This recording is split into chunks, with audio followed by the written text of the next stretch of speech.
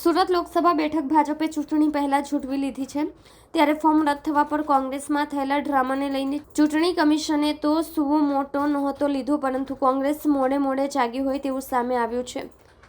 મતદાનના એક દિવસ અગાઉ જ કોંગ્રેસના નેતા દ્વારા વકીલ મારફતે પોલીસ કમિશનરને અરજી કરવામાં આવી છે, જેમાં ફોર્મ રદ કરવામાં મહત્વની ભૂમિકા જેની છે તેવા ઉમેદવાર નિલેશ કુંભાણી, હોસ્ટાઇલ થયેલા ડમી ઉમેદવાર અને સમર્થકો સહિત ચૂંટણી અધિકારી સામે ગુનો નોંધવા પોલીસની કમિશનરમાં અરજી કરવામાં આવી છે। ત્યારે પોલીસ કમિશનરે કહ્યું કે અરજી મળી છે, યોગ્ય તપાસ કરીને આગળની કાર્યવાહી હાથ ધરવામાં આવશે। વકીલ ઝમીરે શેખને કહ્યું કે ટેકેદારોના ફોર્મમાં પોતાની જ સહી હતી। ટેકેદારોએ ડેપ્યુટી કલેક્ટર પાસેથી ફોર્મની સહીના પ્રમાણપત્ર લીધા હતા। એક ડેપ્યુટી કલેક્ટર ફોર્મની ખરાઈ કરે અને કલેક્ટર ફોર્મ રદ કરે છે। સુરત પોલીસ કમિશનર તાત્કાલિક કાર્યવાહી કરે તેવી માંગ કરી છે। ચૂંટણી અધિકારી સામે ફોજદારી ગુનો દાખલ કરવા અરજી કરી છે।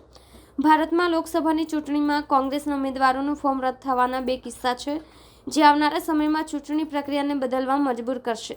આ બંને કેસ છેક સુપ્રીમ સુધી જશે। આજે કોંગ્રેસ પક્ષ દ્વારા અશોક પીપળે સાહેબ મારફતે એક લેખિત ફરિયાદ થઈ છે અને એ ફરિયાદને એફઆઈઆર માં કન્વર્ટ કરવા માટે જણાવવામાં આવ્યું છે પોલીસ કમિશનર સાહેબને। ફરિયાદના કન્ટેન્ટ એવા છે કે સુરત લોકસભાના ઉમેદવાર નિલેશ કુંભાણી કોંગ્રેસ પક્ષના, એમનું નોમિનેશન પેપર રદ થયેલું 21 તારીખે, અને એ નોમિનેશન પેપર જે છે તે ખોટી રીતે રદ કરવામાં આવેલ। ટેકેદારો જે છે તેમના જે સિગ્નેચર છે તેમાં વિસંગતતા છે તેવું કલેક્ટર સાહેબે, ચૂંટણી અધિકારી સાહેબે પોતાના હુકમમાં જણાવેલ।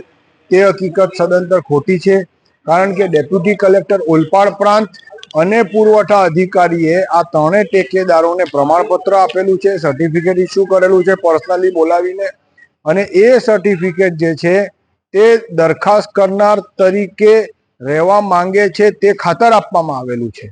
આ ત્રણ ટેકેદારોને બોલાવીને વેરિફિકેશન કરીને ત્યાર પછી આ પ્રમાણપત્ર આપ્યું હોય તો પાછળથી એવું ન કહી શકાય કે આની સિગ્નેચર જે છે તે બરાબર નથી અને ટેકેદાર છે એણે કોઈ સિગ્નેચર કરી નથી। તેથી અમે ફરિયાદ આપી છે કે આ ફરિયાદને તાત્કાલિક એફઆઈઆર માં કન્વર્ટ કરવામાં આવે, કારણ કે કોગ્નેઝેબલ ગુનો છે। કોઈ પણ પ્રકારની પ્રાથમિક તપાસ વગર એફઆઈઆર રજીસ્ટર કરીને આગળની તપાસ થવી છે। હું અશોક પીપળે સુરત લોકસભાના ઉત્તર વિધાનસભાનો મતદાર છું, અને મને જ્યારે મારા અધિકારથી વંચિત કરીને અમારા ભારતીય રાષ્ટ્રીય કોંગ્રેસના ઉમેદવાર નિલેશભાઈ કુંભાણીનું ફોર્મ રદ કરવામાં આવ્યું છે અને મારા હકથી મને વંચિત કરવામાં આવ્યો છે, એટલે મેં ફરિયાદ દાખલ કરી છે। અને એ ફરિયાદમાં જે કારણરૂપ છે એવા ત્રણ ટેકેદારો અનુક્રમે શ્રી રમેશભાઈ પોરરા, જગદીશભાઈ સાવલિયા અને ધ્રુવીનભાઈ ધામેલિયા ઉપર ફરિયાદ દાખલ કરી છે, અને રદ કરવાનો હુકમ આપનાર ડૉક્ટર સૌરભ પારગીની ઉપર મેં કાયદેસર એફઆઈઆર દાખલ કરવા માટેની અરજી કરેલી છે।